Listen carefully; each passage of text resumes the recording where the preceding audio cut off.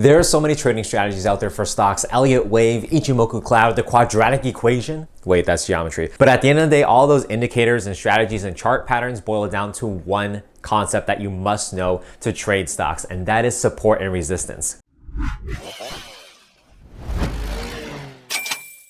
Hey guys, this is Chris. Welcome back to another Stock Dads video. We're talking about support and resistance here. Two very basic concepts that a lot of people may think they know, but a lot of people don't really know how to trade these effectively.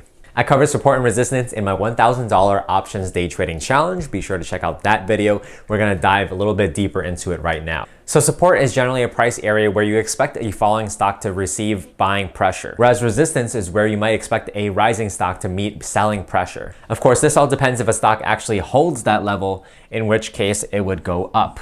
However, if you do see a break of support, then you would actually see the stock go down, sometimes very precipitously. And on the flip side, if you have resistance, if it holds, the stock will go down, and if it breaks, the stock will go up.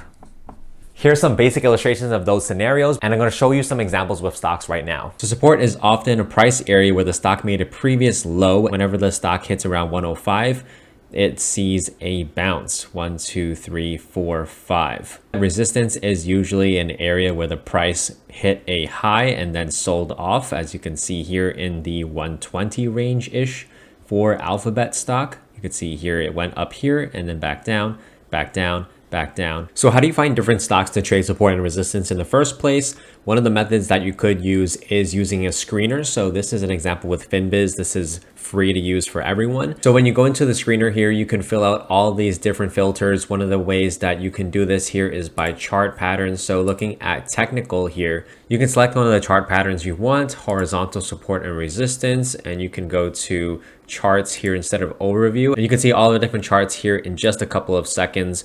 One of the patterns that you could use as a beginner are the channel patterns. A lot of these stocks are trading in a range. This is a good example here with BCBP.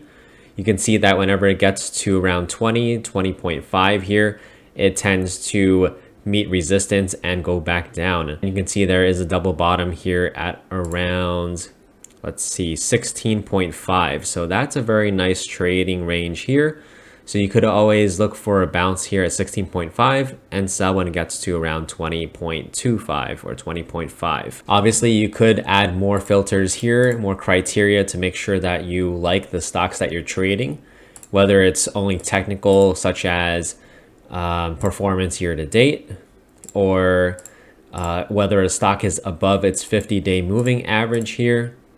That's usually a bullish sign. If you're playing options, you want to make sure that options are available, so optionable or shortable in this descriptive tab. Another way I like to do this is save some of my screeners. So after you set all of these filters, you could save this here. If you go to my presets and click save screen, one of the ones that I've already done is for breakouts. So as I mentioned earlier, you could trade breakouts whenever a stock is approaching new highs and it breaks out of its previous high, aka potential resistance. This is a good example with MetLife actually, or Honeywell. So let's look at Honeywell for a second. You can see that the stock here getting around 205 at this previous high. It gets up to about that 205 once again, and it goes back down. You can see it makes its way down to a previous low, which acts as support here around 167. Good stuff, perfectly traded. It bounces from there, holds that support, and it goes higher. It retests that 205 high here. You see it pulls back here, tests it again a couple of times, and then it breaks higher. Once it breaks higher and it cements that green candle, meaning that it closes that day above that price, above that previous line of resistance, then you want to consider getting into that trade because it could be on the breakout. And you can see it does make its way from 205 all the way up to 220 here. Pulled back a little bit recently, but that's a great trade, especially if you're doing options. And again, you could see that this stock is in fact optionable. And you could look at all this other data to help inform your decision. This is a preset I'll put in the link in the description as well, but this is for large cap stocks with a beta over 1. I have it at 0 to 3% below the all-time high, or excuse me, the 52-week high. So you can be on the lookout for stocks about to break out if you do the 0 to 3. You could also just simply put new high. Now, in terms of breakdowns, I'm going to show you some examples here. So going to the technical tab, what I would suggest is if you're looking at a stock that is 0 to 5% above its low for the year. 1,000 companies. All right, so let's take a look here. Now you do get some false positives, so to speak. So it could be 0 to 5% above its low, but you know, the stock moved like 10 cents all year. So you can skip some of those. But let's take one example here with, this is a good example here actually with ACIW. So this has been in a falling downtrend all year, but you can see some clear examples here where it did flirt with this $24 level, right? 24.34 here. It fell through that support and went all the way down to 21, bounced back up towards 24 and got rejected here, went all the way back down to 20. So it made a new low, went back up here, actually broke above 24 just a little bit, but not really convincingly. And in just a couple of days, huge move back down to 20. So this one here, if it breaks 20 once again, this is a great candidate for a breakdown play. It's failing at support once again, potentially. A lot of people look at falling stocks and they think, I'm not going to play this stock, but you can actually play stocks both ways, right? You could buy stocks when they go up, and you can also bet on stocks that go down with put options, or if you want to short that stock. Now, one thing that you could use if you don't want to go to the screener tab here and play with the filters is simply on the homepage of FinViz, and I'm sure a lot of other websites and apps have this. You can just go straight down to this section where they have signals and stocks that fit those signals. So trendline support, trendline resistance, these are great ones.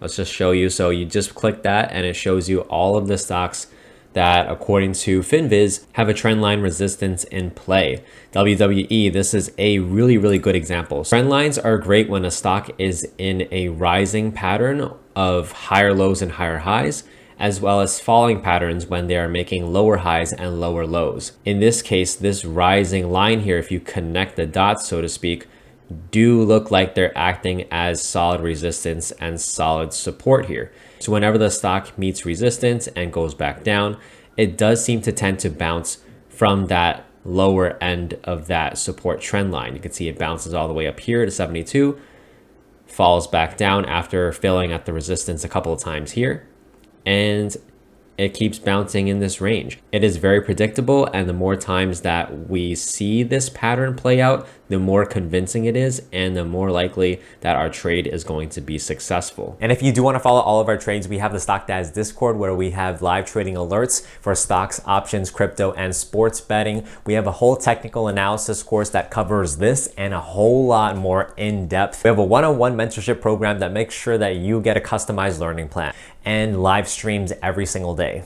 Link is in the description. Some other tips for trading support and resistance. Number one, confirmation is key. So if you do have a stock that is breaking out of resistance or breaking down from support, ideally wait for the stock to make its move and then go back down to that resistance or support level and bounce from there. If it does bounce, you get that confirmation that that previous resistance is now support, or that support is now resistance. This increases the probability that your trade is going to be a success because now we know that the price action respects this level. Number two, more points of contact. I personally find that a minimum of 3 points of contact works best. The more times that there is contact at that area, then you know that traders are respecting that level and there is a high probability that the stock is going to bounce from that level. You see this a lot, especially with channel patterns when the stock is bouncing back and forth within this tight range. Very predictable for you to trade within those levels. And if it's extended channel, we know that once this stock actually breaks out or breaks down,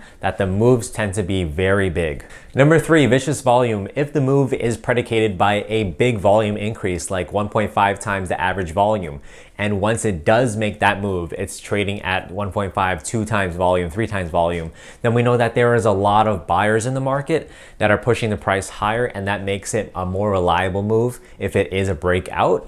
And on the flip side, if it's a breakdown, same thing. High volume, you want to get out of that position if you're a long because the stock could go a lot lower. Some other indicators that I personally use are the RSI, the MACD, VWAP, and ticks. And I personally like to invest as well. So for fundamental analysis, I generally want to pick companies that I actually like. If I know that it's a good company growing its revenue and net income, the chances of it bouncing at support, for example, is higher. And maybe if it does have good results, then I might want to definitely look out for a breakout. But at the end of the day, if you want to keep it simple, just make sure you understand exactly what support zones and resistance zones are and how to play those trades. Thank you guys for watching this basic intro into support and resistance. Hope you guys got a lot of value out of it. If you do want to check out the Discord, again, the link is in the description. Subscribe to our channel so you don't miss the next video, and I'll see you then.